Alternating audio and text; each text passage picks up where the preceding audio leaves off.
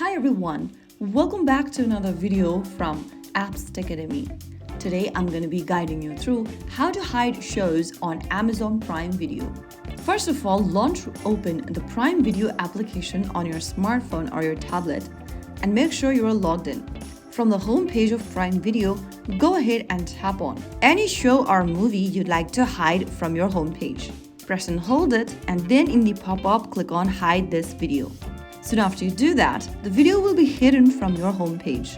You can unhide it anytime by holding on it and clicking on Yes in the pop-up at the bottom where it says Unhide this video, and there you go. That is how you can easily hide and unhide unwanted shows or movies on Prime Video. If you found the video helpful, don't forget to like, share and subscribe to our channel. I will be back again in the next episode. Thank you for watching.